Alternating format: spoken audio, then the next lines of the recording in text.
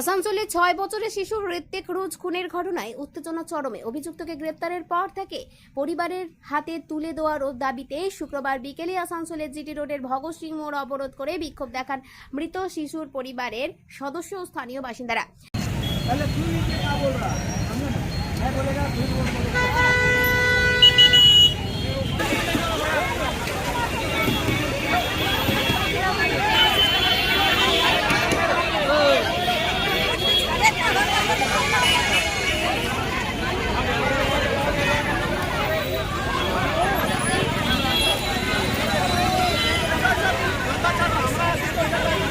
ঘটনাকে কেন্দ্র করে এলাকায় ব্যাপক উত্তেজনা সৃষ্টি হয়। প্রসঙ্গত, আসানসোল দক্ষিণ থানার লোয়ার ছিন্নমস্তা এলাকার তুরিপাড়ার বাসিন্দা ৬ বছরের ঋত্বিক রোজ গত শনিবার সকাল থেকে নিখোঁজ ছিল।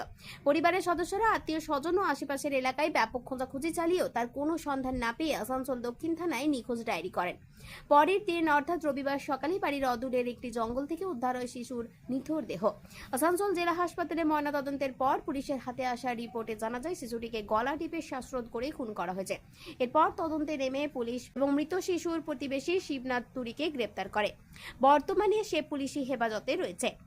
পুলিশের দাবি, জেরায় ধৃত স্বীকার করেছে যে সেই ঋত্বিককে গলা টিপে হত্যা করেছে। এই খবর প্রকাশ্যে আসতেই শুক্রবারে বিকেলে ক্ষোভে ফেটে পড়েন মৃত শিশুর পরিবারের সদস্য ও এলাকার বাসিন্দারা। তারা জিটি রোডের ভগৎ সিং মোড় অবরোধ করে অভিযুক্তকে তাদের হাতে তুলে দেওয়ার দাবি জানান। বিক্ষোভকারীদের বক্তব্য, যে নৃশংসভাবে শিশুটিকে হত্যা করা হয়েছে তার জন্য অভিযুক্তকে তারা নিজেরাই শাস্তি দিতে চায়। छोटा बच्चा को गला काट दिया गया है, छोटा बच्चा का गला काट दिया हुआ है, थाना में बंद करके रखा हुआ है। हम चाहते हैं कि उसका घर भी, जैसे छोटा बच्चा को मिटा दिया दुनिया से, उसका घर भी मिट जाना चाहिए। ছেলে মারা গেছে স্যার, আমার পাড়ার লোক বলছে আমাদের সামনে আসামি চাই। ঠিক আছে, 5 দিন আজকে আমাদের 1 সপ্তাহ হয়েছে, আসামি কোনো না সাজা দিয়েছে না আর কিছু। আমার ছেলেকে ভুকে মেরেছে, ঠিক আছে, ওকে জেলের ভিতরে খাবার দিচ্ছে। হ্যাঁ, শিবনাথ তুড়ি। আপনারা আজকে রাস্তা অবরোধ করেছেন? হ্যাঁ। কেন কেন করেছে? আমাদেরকে আমাদেরকে কিছু বলছে না পুলিশরা। খবর পেয়ে ঘটনাস্থলে পৌঁছে আসানসোল দুর্গাপুর পুলিশ কমিশনারেটের এসিপি সেন্ট্রাল 1-এর আব্দুল গাফফারের নেতৃত্বে বিশাল পুলিশ বাহিনী।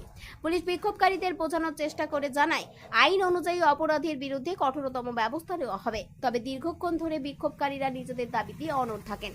পরে ঘটনাস্থলে পৌঁছান আসানসোল উত্তর বিধানসভার বিধায়ক কৃষ্ণেন্দু মুখোপাধ্যায়ের প্রতিনিধি এবং বিজেপি নেতা অন্তু রায়।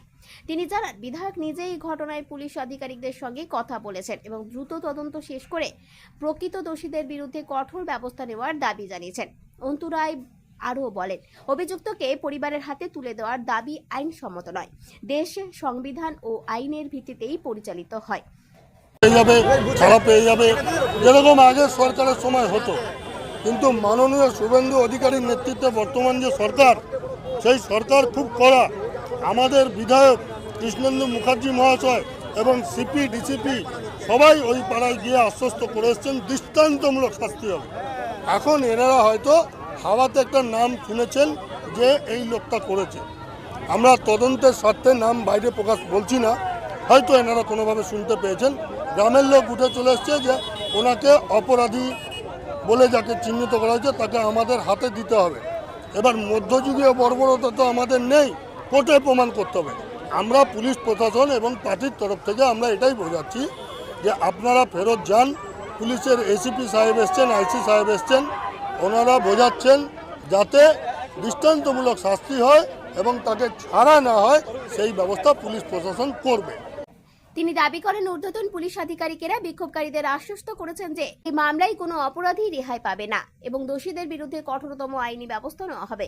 অন্যদিকে বিক্ষোভকারীরা পুলিশের বিরুদ্ধে তদন্তে গাফিলতির অভিযোগ তোলেন। তাদের দাবি, ঘটনার পূর্ণাঙ্গ তদন্ত করে প্রকৃত দোষীদের দ্রুত গ্রেপ্তার করতে হবে এবং দৃষ্টান্তমূলক শাস্তির ব্যবস্থা করতে হবে। অবরোধের জেরে কিছু সময়ের জন্য জিটি রোডে যান চলাচল ব্যাহত হয়। পরে পুলিশের হস্তক্ষেপে পরিস্থিতি নিয়ন্ত্রণে আসে এবং অবরোধ তুলে নেওয়া হয়। পরিবার সূত্রে জানা গেছে, ঋত্বিকের বাবা ছোট রোজ পেশায় রাজমিস্ত্রি এবং মা পূর্ণিমা রোজ পরিচারিকার কাজ করতেন।